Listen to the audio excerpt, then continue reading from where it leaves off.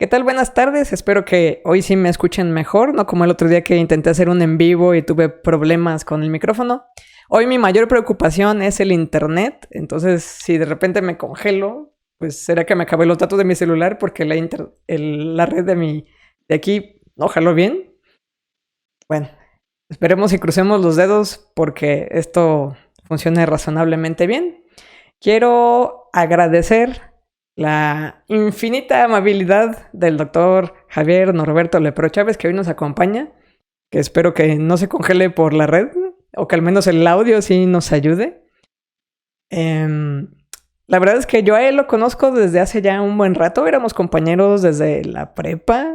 La verdad es que es uno de mis amigos más cercanos, pues desde hace más de media vida. Entonces, me van a escuchar que quizás hablo así sin tanto, sin tanta ceremoniosidad como a lo mejor se debería con alguien con su perfil, pero pues es obviamente porque es mi compa, ¿no? Es como mi hermano, pero que no es de la misma mamá, algo así. Entonces, bueno, pues muchas gracias, Javier, por acompañarnos. ¿Y cómo te trata la vida? No, gracias a ti por invitarme. Sí, no, pues bien, sobreviviendo todavía en la cuarentena. Aquí también estamos en cuarentena, entonces estando indoors, trabajando desde casa, pero todo bien. ¿Cómo están las cosas por allá? Pues estamos en las mismas y batallando un poquito con la gente. Y bueno, pues parece que por aquí ya estamos algunos contados, así que vamos a entrar en las preguntas interesantes. Obviamente estudiamos ingeniería química juntos, bueno, no es obvio, pero es obvio para ti y para mí, para mis estudiantes, Sí, ¿no? sí, Y bueno, terminaste la carrera por allá en el 2004. ¿Y luego qué hiciste? ¿Qué hiciste de en el tu vida? 2004. Ay, Dios. Wow, eso suena hace mucho tiempo, Cintia. Sí, estudiamos juntos ingeniería química. En la carrera, pues tomé diferentes especialidades. Tomé Todas. en aquel tiempo estábamos en el sistema de crédito. No, no, más tomé tres. Que eran electroquímica, polímeros y... Ay, Dios, se me va la última. Este, y la idea de eso es, solo para dar un poquito más de perfil, después de la licenciatura, en cuanto terminó, bioingeniería fue la siguiente, y eso nomás lo quiero tener un poquito en la mente. So, después de eso, pues inmediatamente de eso, cuando estaba en la licenciatura, y me acuerdo que también, pues Cintia lo recordará, que muchos de nuestros profesores nos decían, muchachos, váyanse a hacer posgrado, si quieren hacer posgrado, váyanse a hacer posgrado, siempre nos inculcaron la idea de hacer un posgrado fuera. Y pues la verdad es que entramos a licenciatura, cuando menos yo recuerdo que Cintia y yo pensamos siempre en ir por un posgrado. Mi idea era siempre hacer un posgrado desde antes, ¿no? Y desde que tengo memorias de que estaba chico, yo recuerdo que mi ideal era ser un científico eventualmente como mi objetivo de carrera, ¿no? Y esa es una de las razones por la que escogí licenciatura en ingeniería química como, una especie de trampolín para prepararme para lo que vendrá después. Entonces, cuando terminé la carrera, pues salí con esta idea de que, ay, quiero hacer un posgrado, pero no sé en qué. Entonces, una de las sugerencias que nos dio uno de los profesores ahí que encontré, de hecho, muy útil fue que nos dijo, muchachos, si quieren irse un doctorado fuera, háganlo fuera, pero primero hagan una maestría aquí en México, en lo que ustedes quieran. Pero una maestría en México para que se enseñen a investigar y sepan de lo que se trata. Y ya después, si aún quieren, se van a hacer un doctorado fuera. Cuando menos una maestría adentro les va a dar las herramientas necesarias para que puedan sobrevivir afuera, porque afuera ustedes se van a tener que rascar con sus propias uñas, por así decirlo coloquialmente. Ah, entonces, lo que yo hice después, pues, después de la licenciatura, yo decía, bueno, quiero hacer una maestría, quiero hacer una maestría, pero no sé en qué. Entonces, sí, anduve un poquito, un mes o dos, todavía decidiendo en qué iba a ser la maestría cuando yo estaba tomando propedéuticos aquí y allá. Y al final de cuentas, cuando estaba a mitad de unos propedéuticos, eh, estaba hablando con los investigadores en ese instituto de investigación y me di cuenta que quería estudiar algo en nanotecnología, porque acababa de ver un documental o algo y dije, eso es lo que quiero estudiar. Y en ese momento se estaba abriendo un nuevo programa de nanotecnología en un grupo, en un centro CONACYT que estaba formándose recientemente en San Luis Potosí. Entonces, con unos investigadores que acaban de regresar del extranjero, jóvenes investigadores que estaban tratando de traer la tecnología de nanotubos de carbono a México. Estamos hablando del 2004.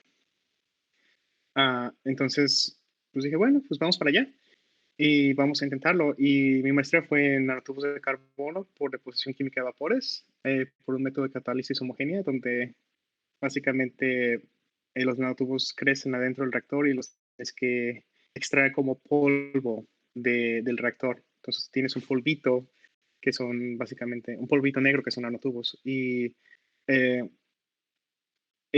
aparte de ser el único grupo en México que lo hacía en el momento, la ventaja de ese grupo de investigación era que hacían el dopado químico en nanotubos, entonces tenía especialmente con nitrógeno.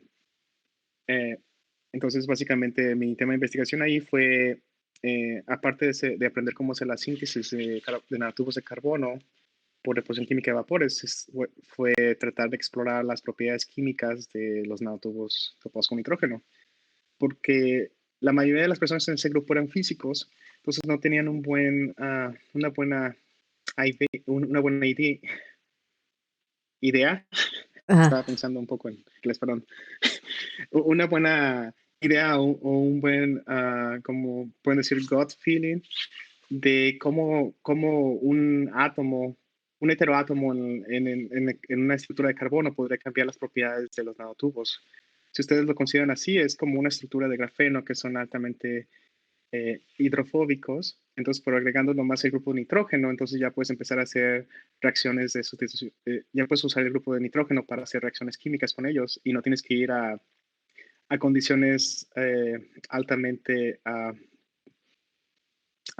reactivas como son altas temperaturas y ácidos fuertes para poder oxidar, porque si no sería muy similar es muy similar a la química de grafeno, si no están dopados, o como ustedes recuerdan en química orgánica, cuando quieren sustituir uno de los átomos de carbono en el benceno, siempre tienes que ir a alta temperatura, en ácido sulfúrico y ácido nítrico, que son métodos altamente oxidantes para una reacción. Entonces, lo mismo era con nanotubos antes de eso. Entonces, de ahí empezó mi tema de investigación. Yo le primero del área química, aunque no somos formalmente químicos, pero en un mundo de físicos, pues yo era un químico, ¿no? A pesar de ser ingeniero químico. Me enfoqué en estudiar las propiedades y también yo quería depositar nanopartículas metálicas en los nanotubos, explorando exploring, tomando ventaja de esas propiedades químicas diferentes que tienen por estar dopados con nitrógeno. Y así estuve. Los 2 años estuve en un grupo de investigación bastante bueno, en el sentido de que tenían recursos, muy buenos recursos para hacer investigación para los estándares de México y mucho acceso a instrumental de caracterización también. Y así estuve en año y medio y todavía tenía la idea de irme al extranjero a hacer el doctorado. Y recuerdo en conversaciones con mi asesor, que decía, oye, bueno, pues, ¿por qué no te casas aquí el doctorado? Y sí lo consideré quedarme el doctorado en el extranjero. Y en quedarme en México hacer el doctorado. Y creo que hasta tuve una plática con Cintia en ese momento. Oye, ¿y si ya mejor me quedo aquí a hacer el doctorado?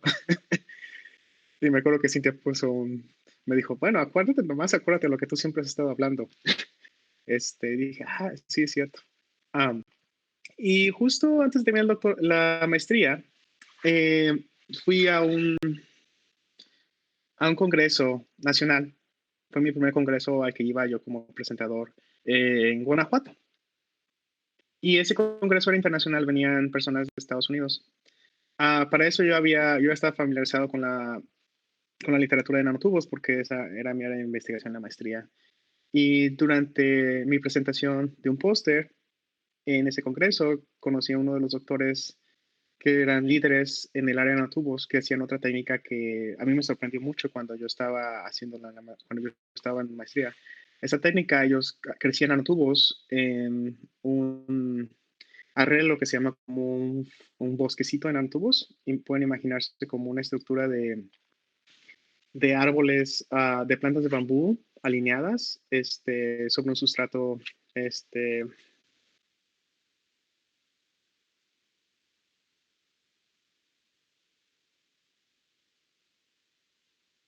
Creo que te perdón perdí un poquito con mi ahí. Spanglish. Después del bosque, te perdí. Ah, perdón, me perdieron. Ok, entonces, este grupo de investigación, con unos papers que yo he leído que me sorprendieron mucho, hacían estos bosques de nanotubos que eran crecidos en una superficie de una oblea de silicio, y es una superficie plana, muy plana. Y usaban una técnica en donde no se ponía el catalizador con el flujo de entrada, sino que era un proceso catalítico heterogéneo, donde el catalizador se depositaba inicialmente como una capa delgada en la oblea de silicio, después pasaban los gases precursores y crecían un autobús ahí. Pero la principal diferencia, ese método no lo hacíamos aún donde yo estaba, porque en México en la maestría, porque no teníamos acceso a un cuarto limpio, donde generalmente tienes que tener los equipos de deposición para la deposición física de vapores, que es como generalmente se llama todo lo que no involucra una reacción química per se, para depositar capas delgadas. Pero la principal ventaja y el interés que tenían esos nanotubos es que cuando tocabas uno de los extremos de esos arreglos, los nanotubos se empezaban a autosamblar. Y entonces empezabas a hacer estas estructuras bueno, ellos les llamaban aerogeles, pero también se pueden llamar como unas especies de ribbons, de nanotubos que están alineados en la dirección que tú lo estás jalando. Y también puedes hacer cuerdas o fibras de nanotubos de metros hasta kilómetros de largo por esa técnica. Entonces, la ventaja es que no ocupas dispersar los nanotubos, no ocupas poner ningún polímero en ellos. Simplemente empieza a jalar de un extremo y los nanotubos se van autosamblando. Entonces, para mí eso era como una especie de breakthrough en el área. Y cuando estaba dando mi póster, el subdirector del instituto que estaba haciendo esas investigaciones en Estados Unidos, habló conmigo y me dijo, oye, ¿por qué no tienes el doctorado con nosotros? Y me quedé, bueno, pues ¿por qué no? Claro que sí, especialmente recordaba su apellido porque es un apellido ruso de ese paper que fue publicado en Science. Y dije, sí, claro, porque quiero aprender cómo usar la técnica, ¿no? Entonces, yo estaba a punto de tener la maestría, entonces dije, sí, claro que sí. Entonces, en la maestría me quedé trabajando un poco más como investigador. Mi asesor de maestría me contrató por otros 6 meses. Y en ese lapso estaba haciendo mis trámites para la admisión al programa de doctorado, trámites para beca CONACYT, etcétera, para el próximo año. Ya regresé a Guadalajara por otros 6 meses y regresé y acusé a trabajar un poco como profesor. Tuve la fortuna de trabajar ahí por un semestre. Y después de eso me fui a Estados Unidos. Bueno, me vine a Estados Unidos a hacer el doctorado. Y ahí fue donde aprendí esta técnica, hacer tubos de carbono que se autoensamblan para formar estas cuerdas o estas especies de um, standing areas, de esos aerogeles que están um, anisotrópicamente alineados. Y pues mi tesis fue básicamente en maneras de hacer diferentes tipos de hacer la ingeniería de las yarns o las fibras de nanotubos que podíamos modificar su composición y podemos modificar su morfología por diferentes maneras de insertar el twist o de los componentes que ponemos en ellos. También me involucré un poco en hacer un dopado de los nanotubos o hacer nanotubos de óxidos como óxido de silicio usando eh, plasma enhanced, la deposición química de vapores aumentada por plasma. En inglés se llama PCVB. Y otros tópicos, y pues también fue desarrollar técnicas para... ah,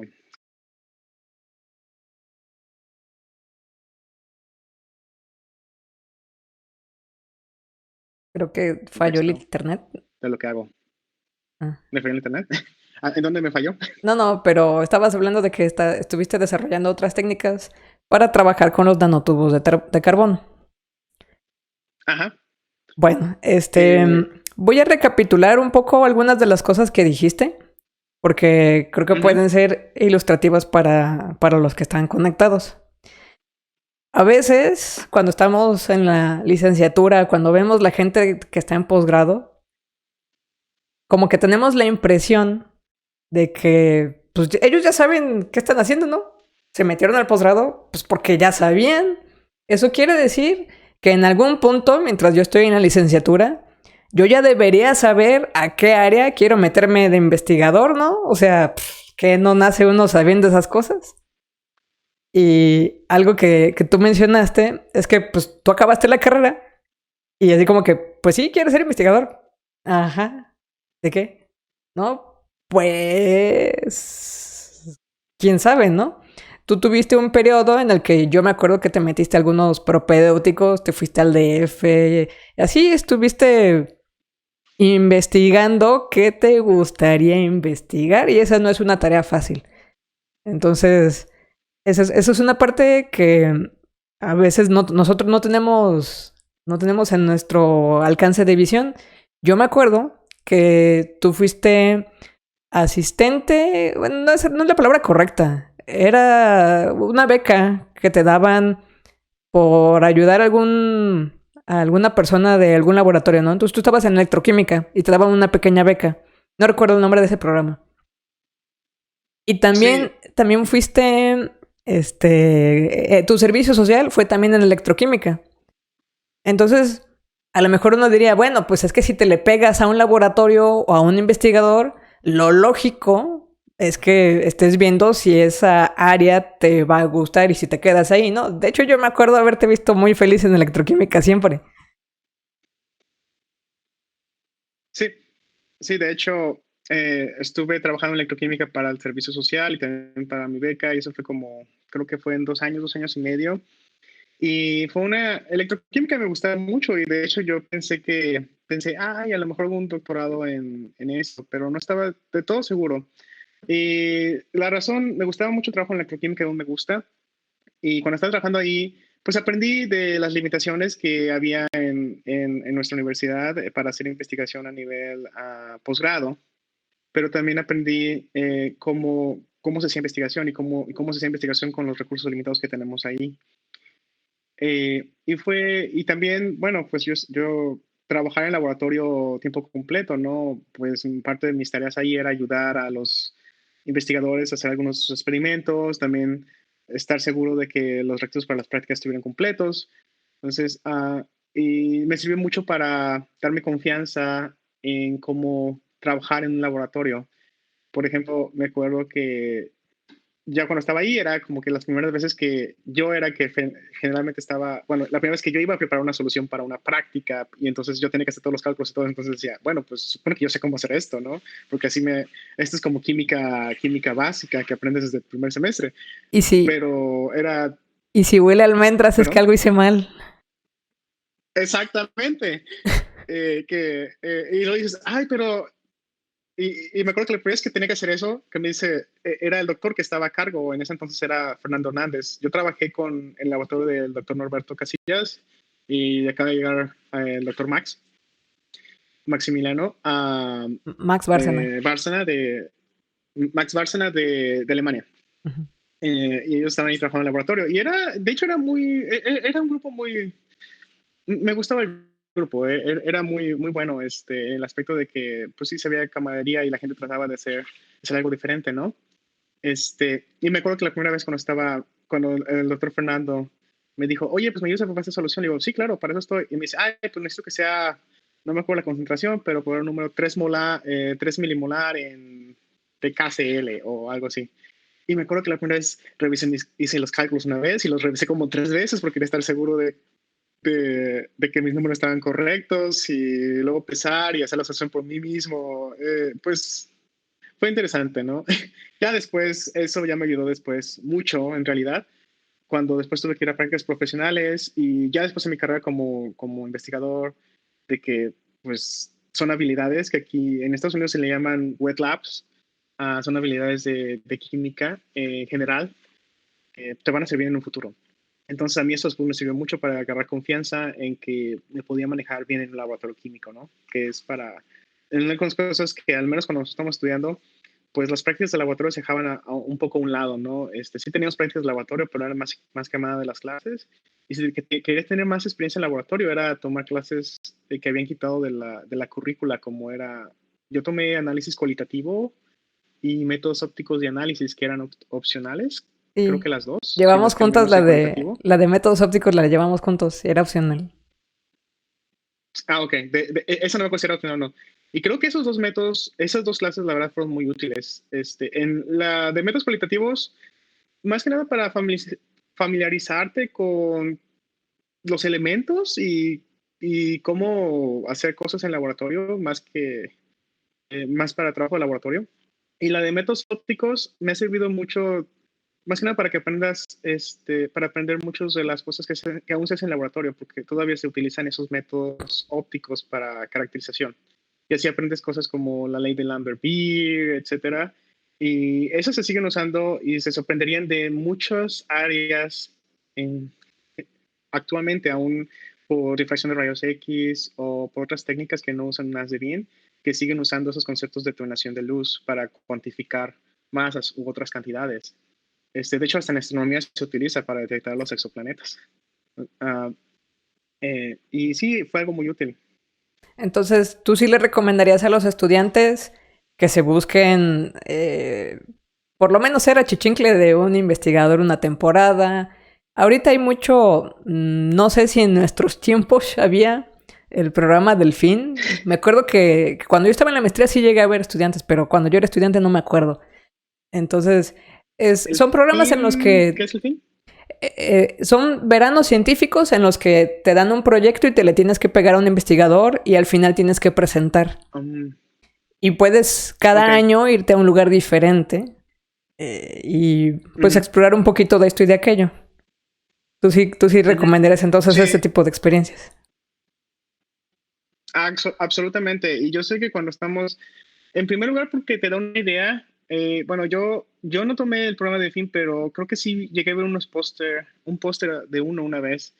Porque cuando estás en licenciatura siempre te sientes que estás, bueno, yo me sentía como que estamos a carrera contra el reloj, ¿no? Que siempre estás ocupado, siempre tienes que sacar algo y a veces en vacaciones, por X o Y, pues ya no alcanzabas el programa o no querías perder clases o etcétera, ¿no? Y, pero la experiencia en laboratorio, en mi caso, como yo estuve unos 2 años continuos de experiencia en laboratorio, a mí me sirvió mucho. Y esos son nomás de trabajar como diría Cintia, de ayudante de investigador.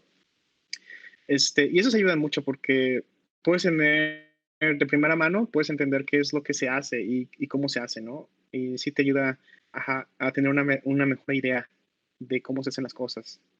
Porque sí, puedes calcular, por ejemplo, las masas que tienes que pesar hasta microgramos, pero si no tienes una balanza que pesa microgramos, entonces tú dices, bueno, entonces ¿para qué necesito esa cantidad? ¿No? Y dices, bueno, entonces puedo hacer una solución madre y puedo hacer disoluciones para llegar a esa concentración que es la que necesito, ¿no? Entonces empiezas a buscar maneras con todos los conocimientos que has adquirido antes. Y eso de soluciones madres y disoluciones, pues, y alícuotas lo pones también en métodos ópticos, que era una clase optativa al tiempo, ¿no? Entonces, todo ese tipo de cosas que realmente se usan en el laboratorio son importantes y te ayudan a dar una mejor idea. Bueno, al menos te ayudan a darte cuenta si realmente eso es lo que tú quieres hacer, o si realmente quieres hacer investigación, o solo quieres hacer otro tipo de cosas. O realmente lo tuyo es más como administración, o es más como diseño de equipos, o es más como análisis de rector, etcétera. ¿Qué habilidades crees que aprendiste durante la licenciatura que ahorita todavía consideras que utilices?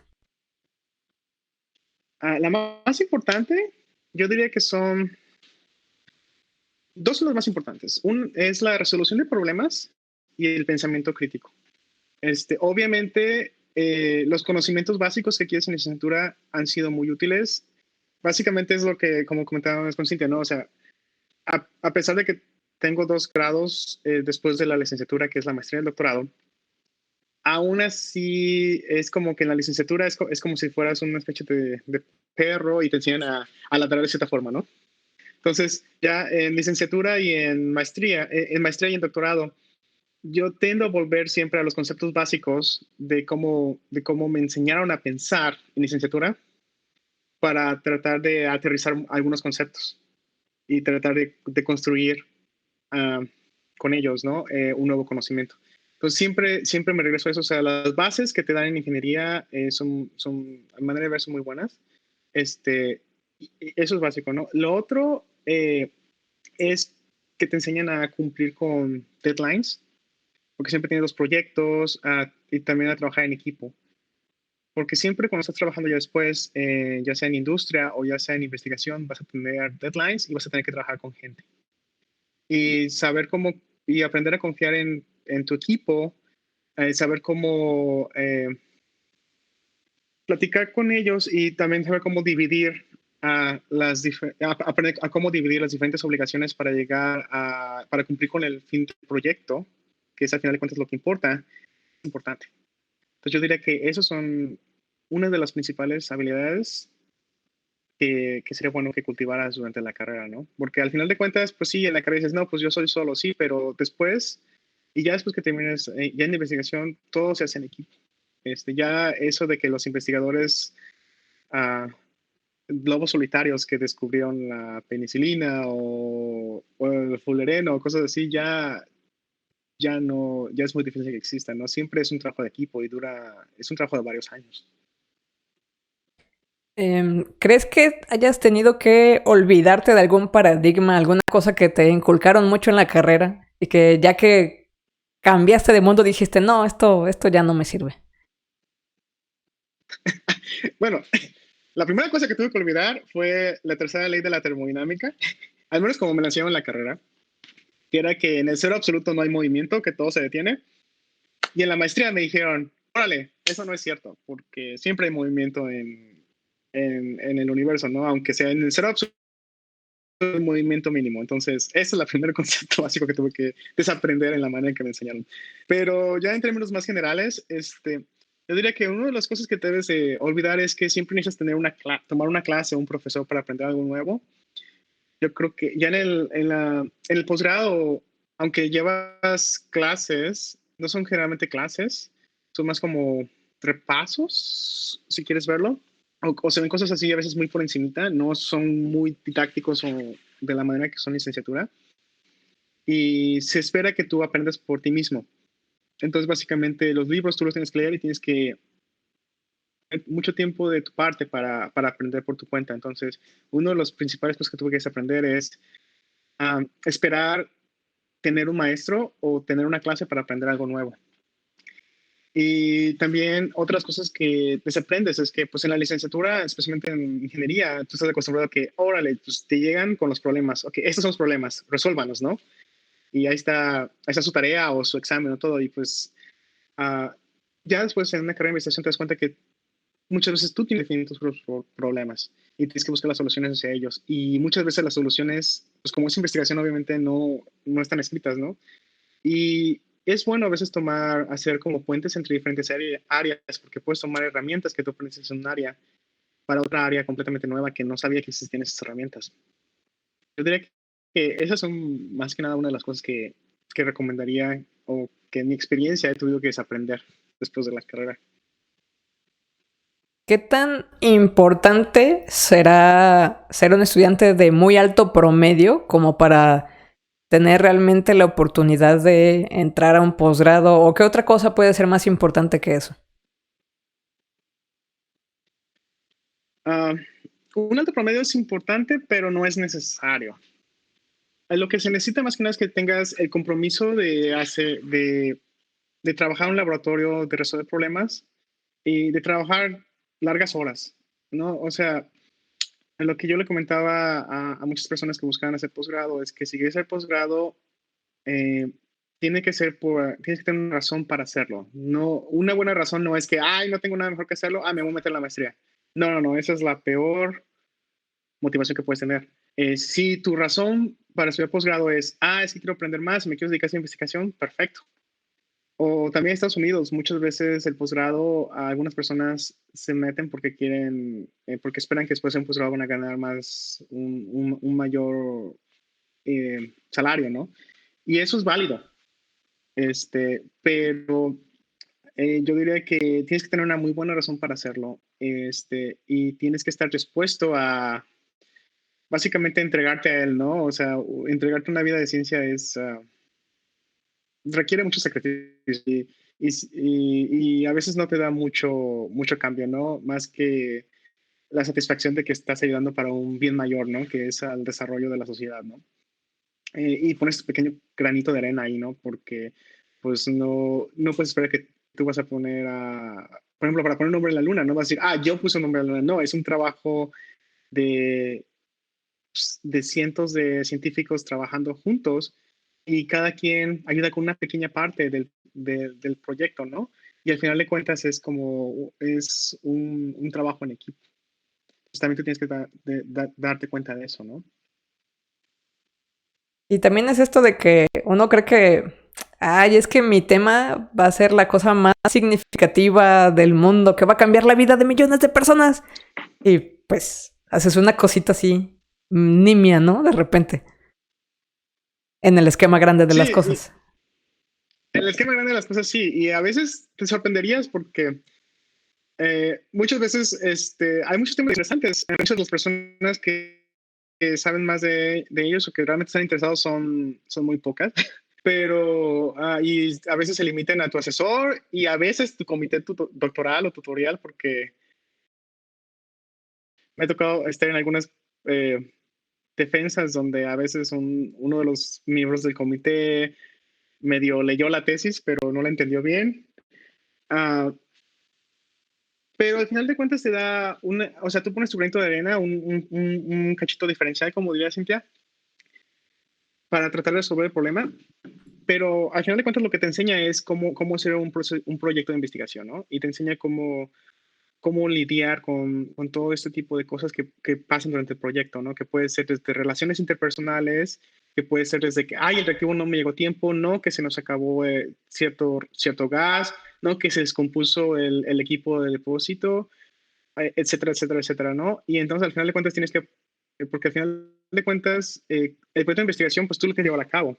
Entonces, tú tienes que lidiar con todos esos pequeños problemas. Tu asesor está ahí para ayudarte con eh, digamos, el scope global, pero los problemas de día con día son problemas que tú tienes que resolver y se esperan que tú lo resolvas, ¿no? Entonces, y esas son cosas que son, que sería bueno que aterrizar un poco. En retrospectiva, ahora que ya le caminaste mucho aquí y allá, ¿qué cosas te hubiera gustado que alguien te dijera, mira, antes de que termines la licenciatura, sería súper útil en tu vida que desarrollaras esta habilidad? Soft skills, que así se le llama aquí en Estados Unidos, pero es básicamente cómo interactúas con otras personas. Y es básicamente cómo interactúas con las personas en tu equipo y en tu ambiente de trabajo. Muchos, y este es un problema general que yo he encontrado que tenemos que tenemos muchos ingenieros egresados de carreras en México, que somos muy buenos, podemos ser muy buenos técnicamente, muy buenos con los números, pero somos muy malos comunicándonos. Y comunicación es muy importante, porque puedes tener el mejor resultado, pero si no sabes cómo comunicarlo o cómo vender la idea, no estoy diciendo que la tienes que sobrevender, pero es cómo comunicar de una manera que las personas arriba puedan entenderlo, no va a llevar las cosas a ningún lado. Yo diría que esa es una de las cosas que me hubiera gustado aprendiendo desde licenciatura, porque pues poco a poco lo vas aprendiendo, ¿no? Pero es bueno tenerlo en mente. Y otra de las cosas que también sería bueno eh, sería aprender un poco más de liderazgo en la manera de project management, porque al final de cuentas, si ustedes deciden ser ya sea ingenieros y no es ni por posgrado o personas con posgrado, van a terminar ustedes estando en posiciones de liderazgo, ¿no? O de supervisión. Pues van a tener gente a su cargo ya sean operarios, ya sean ingenieros, ya sean técnicos, y van a tener que liderar un proyecto a compleción. Entonces también ustedes tienen que saber tienen que aprender más o menos cuál es la mejor manera de hablar con las personas, porque cada persona es diferente, y cuáles son las mejores técnicas para tratar de llevar a cabo un proyecto, ¿no? Porque al final de cuentas, si tú tienes un equipo y las personas en ese equipo no están a gusto, no puedes esperar que den los mejores resultados. Ni tampoco que el equipo, y ni tampoco que el equipo complete el resultado en el mejor término, ¿no? Entonces siempre es mejor tener personas que están altamente comprometidas con el proyecto. Pero eso generalmente, no, no todas las personas tienen los mismos tornillos o tienen las mismas cosas que las van a mover para ser altamente comprometidas con el proyecto, ¿no? Y eso es algo que se debe de entender, ¿no? No todos son investigadores que están enfocados en un área, que un área los mueve y los hace sentirse emocionados. Cada persona tiene diferentes cosas que los hace sentir esa pequeña espinita que los hace ir a dar la extra mile, ¿no? Y no sé si te acuerdes, más bien, no recuerdo yo qué clases tomaste tú de las optativas. Bueno, en nuestros tiempos de créditos era un poquito diferente el programa que como está ahorita, pero nosotros de todas maneras teníamos que escoger algunas optativas del área de los industriales, ¿no? No lo quería decir así, pero pues dependían Sí. de ese departamento. El punto es que yo me acuerdo que yo sí llevé una clase que se llamaba Recursos Humanos. Una clase que se Sí. llamaba, no sé, liderazgo, no sé qué. Había clases así, Gerencial. psicología de no sé qué, ¿no? Nombres Ujú, acá. Ya ujú, soy, a ver, ¿no? Y terminaba de ser una ujú. clase en la que te daban cuestionarios. Ya, estudiabas, te hacían un examen así sencillo, pero no es como que llevar esas clases, uy, ya voy a saber cómo ser un líder. O sea, la verdad es que, pues no. Si tú tuvieras una posición de decir, yo voy a cambiar alguna cosa en la licenciatura, ¿cómo que se te ocurriría hacer? O sea, si de todas maneras se tienen que cubrir créditos de esas áreas, como que les propondrías que hagan. Ujú. Bueno, yo les propondría que pusieran un programa de co-op internships, como los que tienen algunas universidades, en donde básicamente un semestre, al menos un semestre, hay otras universidades que aquí en Estados Unidos lo hacen por más años, bueno, por al menos un año y medio, en donde un semestre se manda al estudiante a trabajar en una industria como una internship. Y ellos ayudan a hacer una industria, un laboratorio de investigación, y ellos de ahí aprenden, hacen proyectos, ¿no? Y en ese proyecto, obviamente, con ese proyecto son evaluados, pero ellos aprenden cómo se trabaja en una compañía. Entonces, ahí mismo, ellos aprenden, como estudiante, tú aprendes muchas de esas soft skills que son necesarias y cómo un project management se va, y cómo hacer el management de un proyecto. Perdón por mi Spanglish otra vez.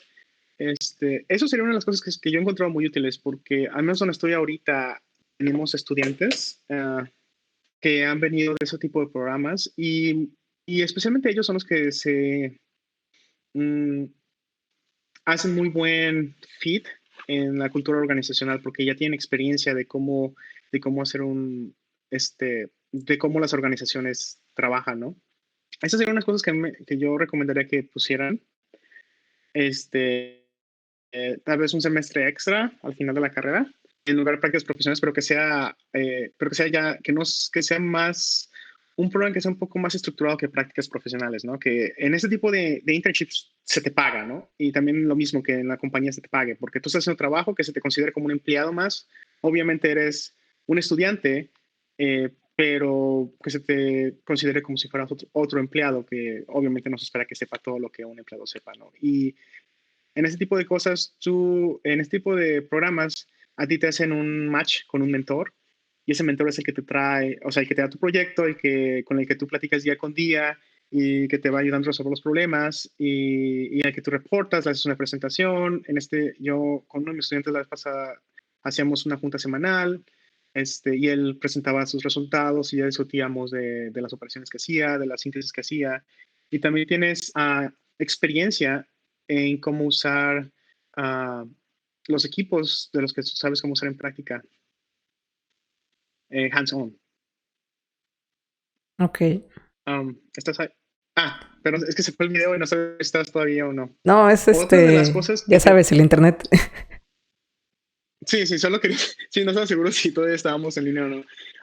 Otra de las cosas bueno, clases que yo considero que me han servido mucho, que tomé licenciatura, independientemente de las básicas, físico-química, por ejemplo, muchos son, o reactores, yo diría que a veces que no piensas en licenciatura para qué te sirven son estadística, porque después todo es estadística, ¿no? Tienes que aprender como en estadística ecuaciones empíricas. Si vas a hacer investigación, tienes que buscar, tienes que hacer ecuaciones empíricas casi todo el tiempo, cuando menos saber cómo linearizar una curva y tratar de parametrizar los datos. Diseño de equipo para poder leer los diagramas que te dan, para que puedas leer un diagrama, eso es súper útil. Um, Álgebra lineal eh, y programación, introducción a la programación, son las cosas que, especialmente en investigación, muchas veces empiezas a hacer experimentos y luego empiezas a acumular muchos datos. Y en programación, por lo menos puedes aprender a hacer, cómo puedes empezar a hacer tu propio análisis de datos automatizado, ¿no? Y te da una introducción a los ciclos y cómo hacer todo esto. Entonces, eso son cosas que yo encuentro muy interesantes. Y otra sería como soft skills, como comportamiento humano en las organizaciones o ingeniería económica. Esos también son importantes, ¿no? Para que, al final de cuentas, si ya cuando subes en los rangos, ya sea también, o sea, si cuando terminas, casi al terminar de ser doctor, ya empiezas tu carrera como doctor en cualquier otro lado, que no sea postdoctoral, tú vas a estar encargado de dineros también, de funding. Entonces tienes que aprender cómo adjudicar ese dinero, cómo balancear las cuentas y todo. Entonces también eso también es importante, que a veces no le pierdas un ojo, que eso es bueno aprenderlo, aunque a veces dices, ay, eso es algo básico para un ingeniero. Sí, sí lo es. O sea, no son más que sumas y restas, ¿no? Y cuando mucho una exponenciación o un logaritmo aquí y allá, pero es bueno saber cuál es el lenguaje que se usa, ¿no? Y cuáles son lo que utilizan ahí y entender el lenguaje que ellos están utilizando, ¿no? Ok. Em, en tu desarrollo en la maestría y en el doctorado, ¿qué crees que fue lo más duro que tuviste que aguantar? O sea, son muchas cosas, ¿no? Pero escoge las más difíciles. Ay, Dios, son muchas cosas. Yo diría que lo más duro es salirte de tu zona de confort. Tienes que estar dispuesto a salirte de tu zona de confort, de empezar desde cero. Y empezar desde cero me refiero a empezar desde cero económicamente, empezar desde cero en tu ambiente de conocidos y familia, de que puedes llegar a un lugar, o sea, estar dispuesto a dejar todo y empezar a construir nuevos amigos, nuevos conocidos, tu red de soporte. Eso es duro, especialmente cuando terminas la licenciatura, que tienes veintitantos años, que ya estás acostumbrado a tener cierta red y llegas a un lugar nuevo y empezar todo desde cero, ¿no? También es aprender a comunicarte con personas de diferentes preparaciones, ¿no? Diferentes backgrounds. Aprender a cómo comunicarte con ellos eficientemente en el ambiente interpersonal y en el ambiente laboral. Porque muchas veces, por ejemplo, cuando yo empecé la maestría, música en el programa era la mayoría, si no todos, eran físicos. Entonces era diferente a veces tratar de entender algunos conceptos que nosotros conocemos en química, como la teoría de los orbitales, con las capas de valencia y otros que eran conceptos de energías de Fermi o, y cosas similares como se le llama en física. Y cuando te das cuenta, es que esto es equivalente a esto. Oh, y ese tipo de cosas, ¿no? Ah, También yo diría que una de las cosas es superar, es muy importante que te des un buen tiempo en decidir a qué grupo de investigación quieres unirte y en decidir qué persona va a ser tu asesor. Porque el asesor, especialmente en el doctorado, o también en el doctorado, va a ser una persona muy importante en tu formación profesional. Él puede literalmente ayudarte a hacer tu carrera o ponerte un setback o básicamente ayudarte a no tener una carrera, ¿no?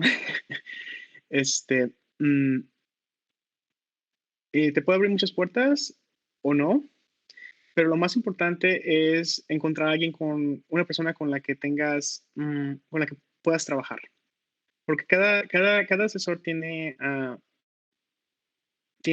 métodos diferentes de manejar el grupo. Hay personas que son muy, con, mm, esa es la palabra que estoy buscando. Bueno, hay unas personas que s- no son, muy controladoras, y se me fue la palabra que estoy buscando, pero que te dan exactamente, que te dicen exactamente, haz A, B, C, D y E, y luego vienes con los resultados y discutimos. Hay otras personas que te dan mucha libertad, que básicamente te dejan hacer lo que quieras. O sea, haz lo que quieras y ya cuando tengas algo vienes y me dices. Y tú tienes que buscar cuál es, no estoy diciendo un método, y hay personas en el medio, ¿no? Que no son tan controladoras en ese aspecto o que tampoco son tan divertidas, ¿no? Y hay personas en el medio y lo importante es que tú encuentres qué es lo que funciona para ti. Ninguno es esencialmente bueno o malo, este, pero con qué ritmo de trabajo te sientes mejor. Hay personas que necesitan algo más estructurado, que necesitan que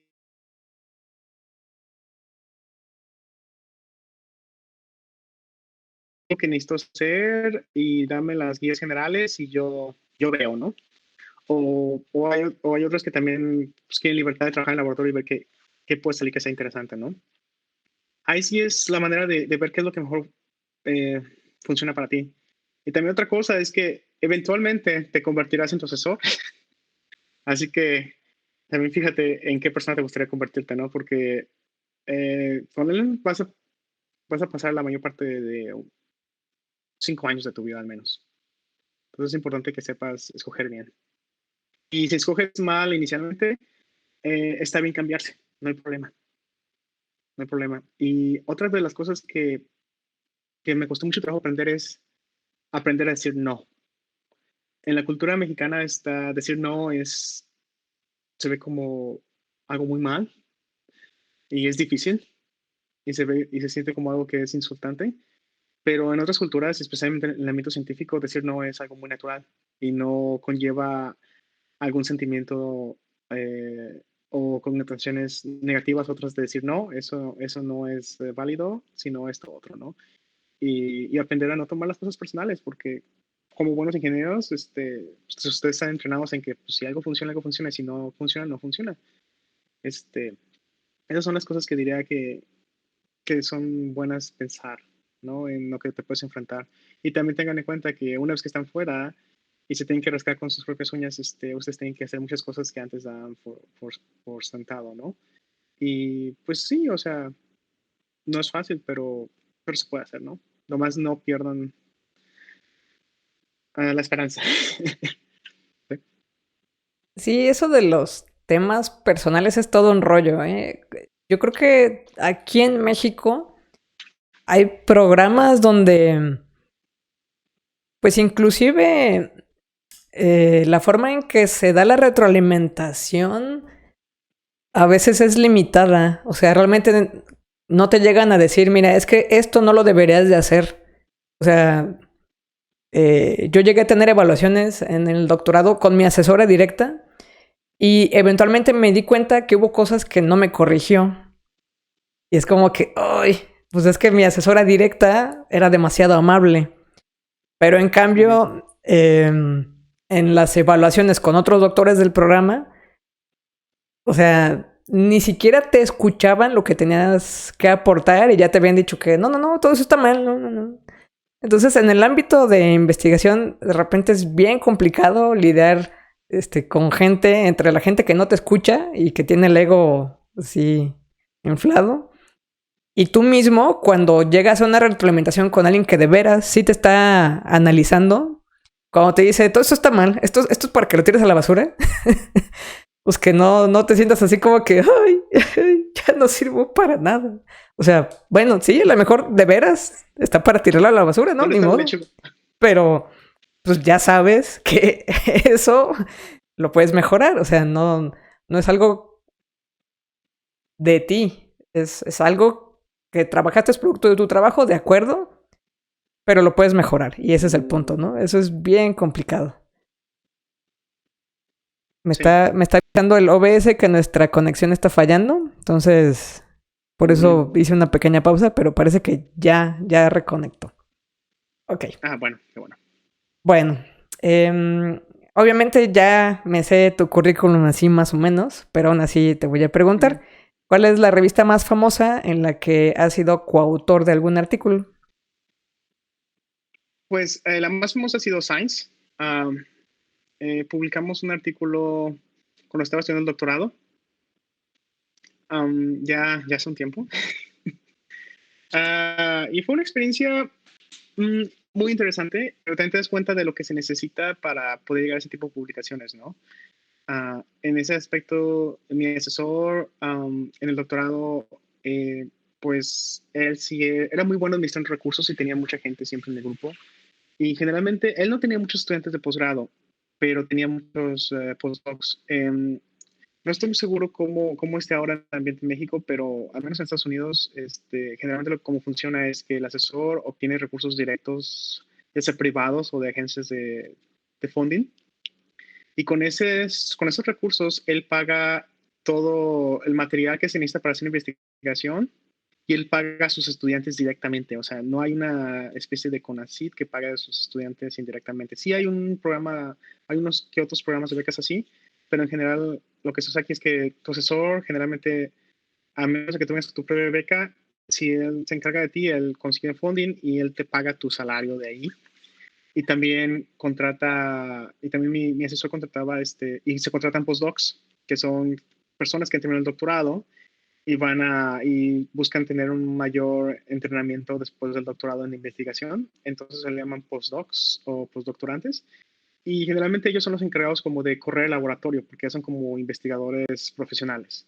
Y ellos son los encargados como de entrenar a los estudiantes de doctorado en el día a día. Y ya los estudiantes de doctorado más senior entrenan a los más jóvenes y también tienes al postdoc que está viendo cada uno de los proyectos, ¿no? Entonces es como una estructura más o menos jerárquica, si quieres llamarla, pero es a veces medio disfuncional o no, pero más o menos funciona. Y para ese tipo de revistas, por ejemplo, pues yo tenía un equipo de como 20 personas, casi todos postdocs, unos pocos estudiantes que hacíamos la chamba buena parte de la chamba también.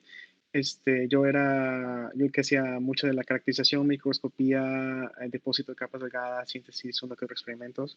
Y la mayor parte del trabajo, o sea, el que lideraba como que la idea de la investigación era el postdoc. Y me acuerdo que teníamos juntas de 5 horas, a veces discutiendo, pero este tipo de largas juntas eran más cosas del asesor, ¿no? Pero eran juntas donde discutíamos. Pero lo más importante para este tipo de publicaciones de alto rango no era tanto la cantidad de trabajo que teníamos que hacer, que sí fue bastante, pero más que nada el tipo de spin que le das a la idea, ¿no? Porque mi asesor de doctorado es el tipo de personas que no piensa linealmente. A veces estamos en juntas y estamos mostrando, mira, encontramos esto y esto es muy interesante. Y luego de pronto el asesor decía, no, esperen, es que en realidad eso no es lo interesante. Lo interesante es esta otra cosa que que ustedes pensaban que no era que no habíamos notado antes.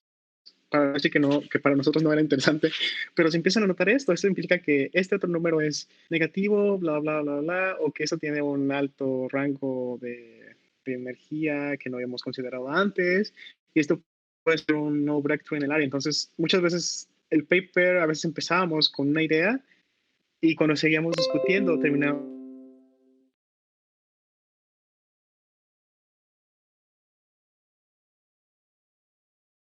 en un punto de la investigación que no hemos visto antes que resulta ser muy interesante.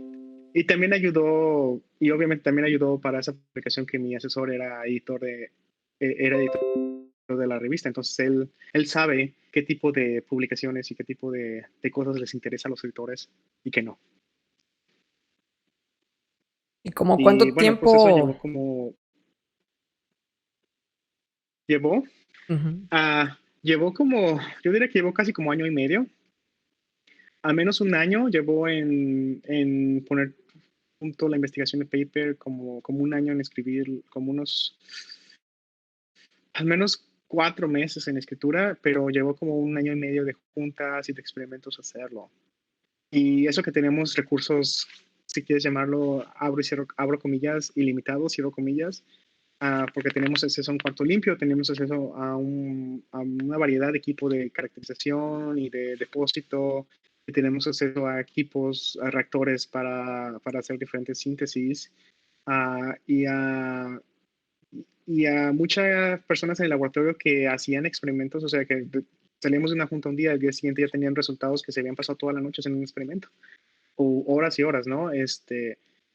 Yo me acuerdo que a veces duraba hasta las 4 de la mañana en un equipo de caracterización para haciendo cortes de nuestros materiales y luego ir al microscopio a las 7 de la mañana al día siguiente al microscopio electrónico de barrido al día siguiente para tomar buenas fotos de ellos. Entonces, sí, es estar dispuesto a echarle duro, ¿no? Y a abandonar un poco tu vida personal en ese aspecto, pero a lo largo, pues es un ritmo que es difícil de llevar, ¿no?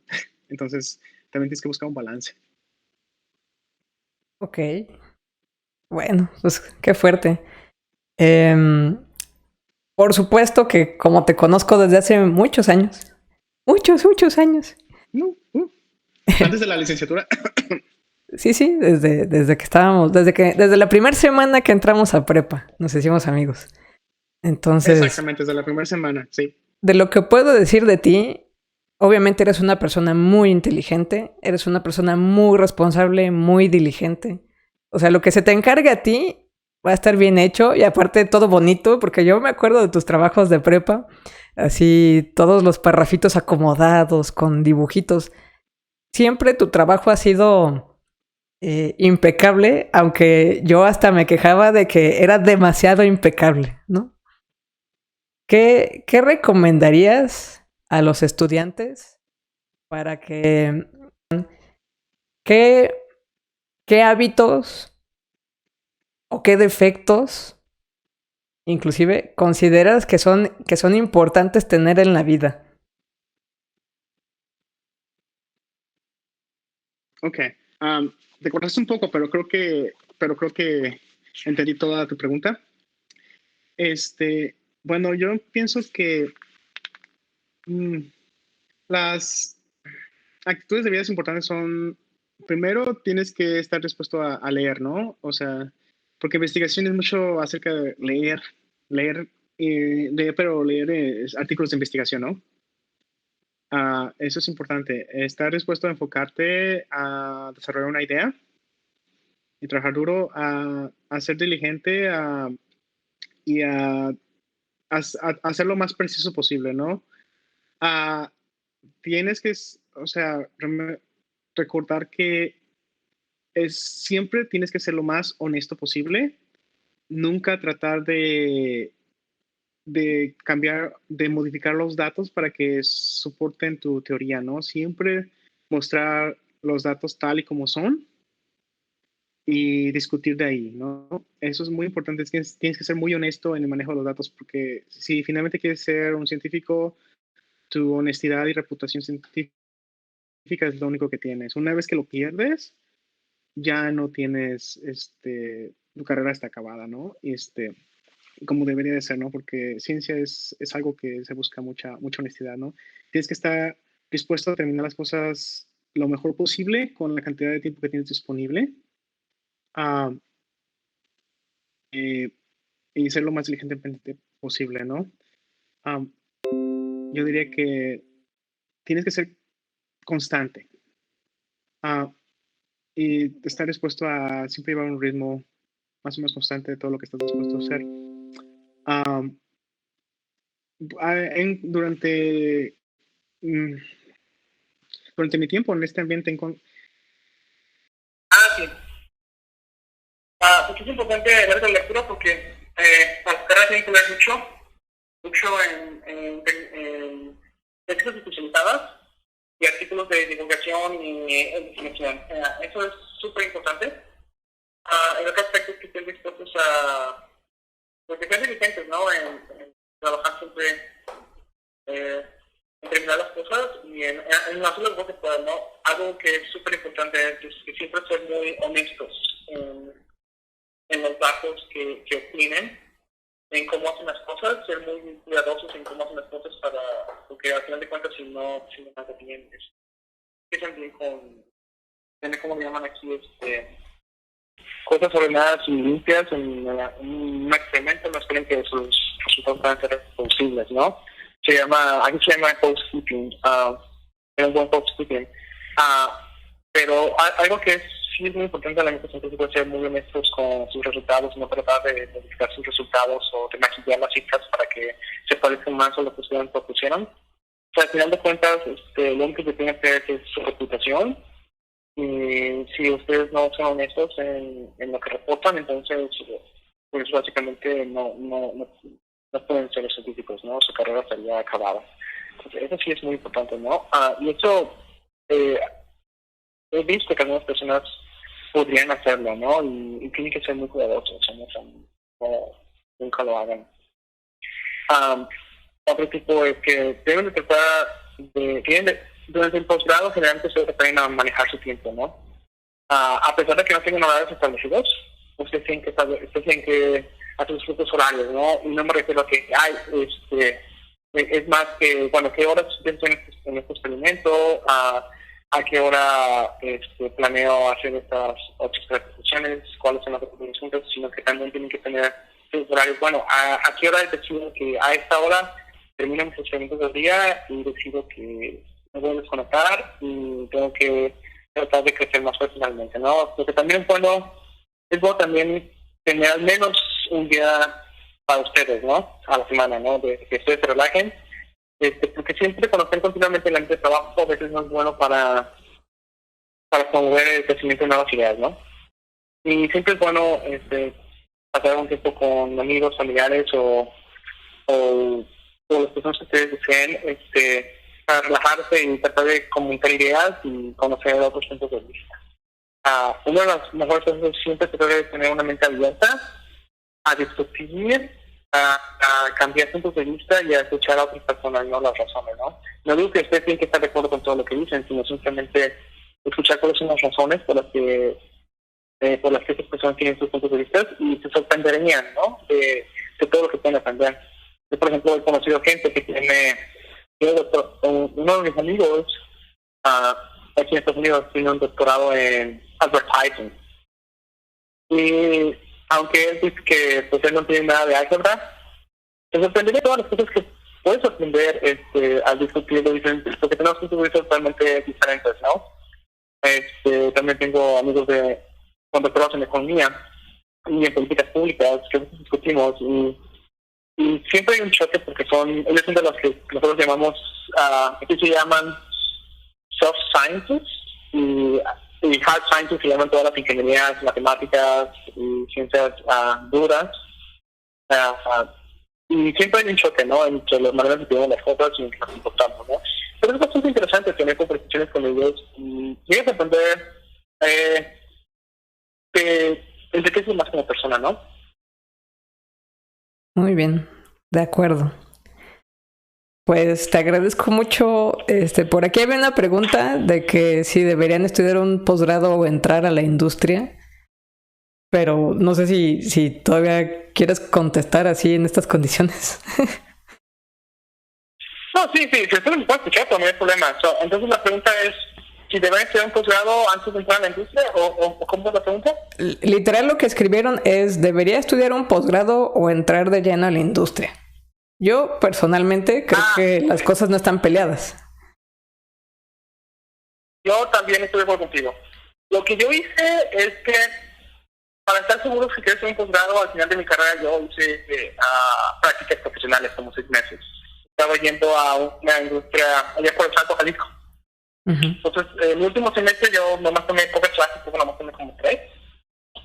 Y y tomé clases como de laboratorio, no me empezaba a tener más especialidad. Y yo iba a hacer prácticas profesionales todos los días, 4 o 6 horas, y trabajaba en un laboratorio de control de calidad. Entonces ahí me di cuenta de lo que era trabajar en la industria, y me di cuenta que personalmente esto era lo que yo no quería, y que yo lo que realmente quería era un posgrado. Entonces eso es lo que yo hice en mi último semestre, y me sirvió para darme cuenta si yo realmente quería el posgrado o no. Y lo hice especialmente para poder contestar esa pregunta, porque quería estar seguro de que hacer un posgrado era lo que yo realmente quería o no. Y al final de cuentas eso lo contestó, ¿no? Después de 6 meses ahí dije, no, sí, es padre que te paguen,